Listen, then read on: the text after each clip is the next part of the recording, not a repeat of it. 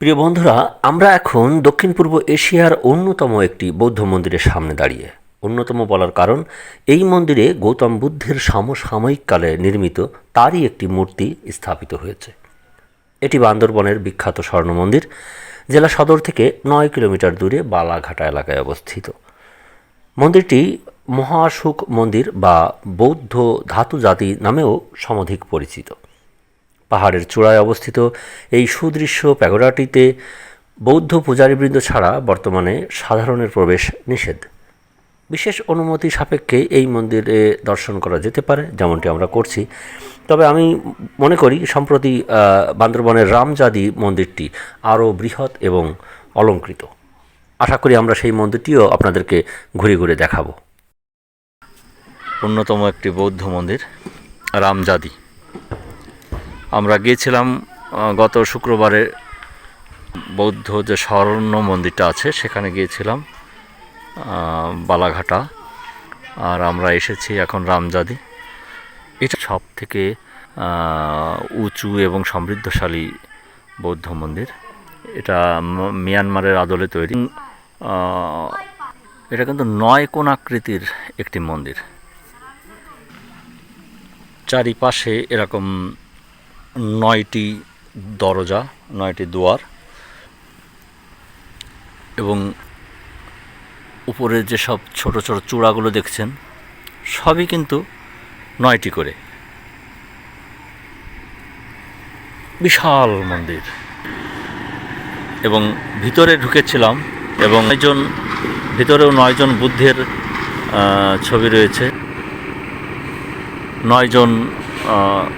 ৯টি বুদ্ধ মূর্তি। সেখানেও ছোট পরিসরে ৯টি থাম, আবার বড় পরিসরেও ৯টি থাম রয়েছে। ভিতরে যেদিকে যাবেন সেদিকে একই সিনারি, খুব অপূর্ব লাগে। এবং আমরা সামনে যাচ্ছি, অদূরে এক পাহাড় থেকে পাহাড়ে ব্রিজ করে নিয়ে গেছে আরও একটি জাদি। সেই জাদি পরিদর্শনে আমরা যাচ্ছি। এখানে বিশাল কর্মযজ্ঞ চলমান। দেখুন, পাহাড়ের পাদদেশ থেকে বিশাল পিলার তুলে এক পাহাড় থেকে আর এক পাহাড়ে আমরা যাচ্ছি। এই জাদিতে যাওয়ার ব্যবস্থা করেছে। প্রাকৃতিক নিসর্গের মাঝে দুটি মন্দির অবস্থান এবং দুটি মন্দিরের এই সংযোগ একটা অভূতপূর্ব আনন্দ যোগাচ্ছে।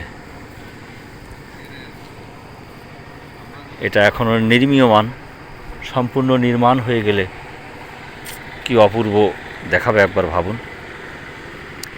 নিচের রাস্তাগুলো ছোট দেখা যাচ্ছে। এই দেখুন কি বিশাল মন্দির,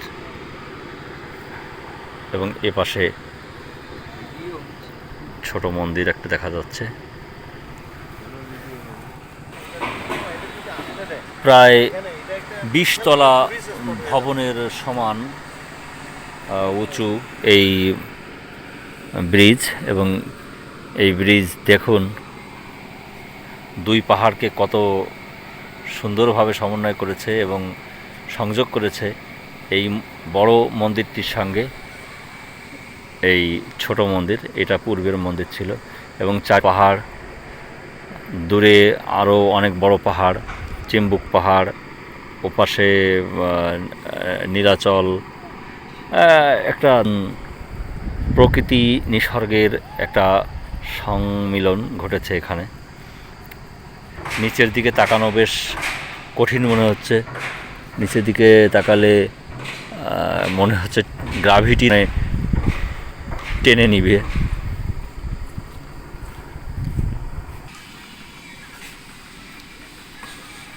এই যে ছোট্ট কিন্তু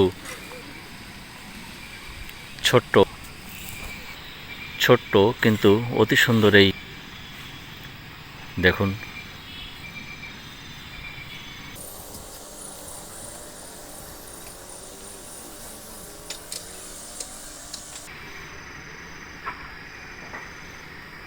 বৌদ্ধ মন্দিরগুলো অতি মনোরম কারুকাজে সবসময় সজ্জিত থাকে।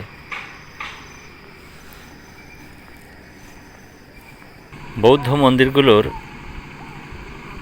অবস্থান এত শান্ত এবং নির্জন স্থানে যে সেখানে শুধু পাখির কুজন এবং প্রকৃতির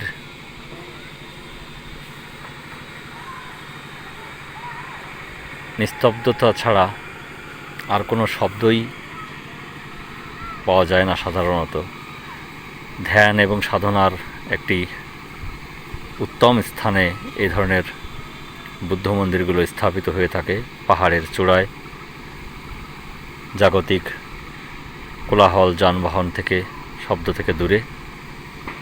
তবে আপাতত এই মন্দিরের কর্মযজ্ঞ চলমান থাকায় কিছু অনাকাঙ্ক্ষিত শব্দ আমরা পাচ্ছি।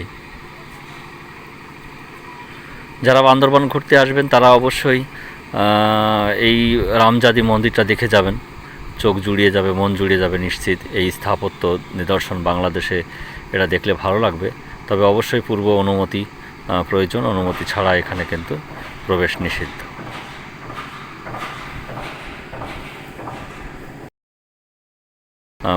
অনুমতি ছাড়া এখানে কিন্তু প্রবেশ নিষিদ্ধ।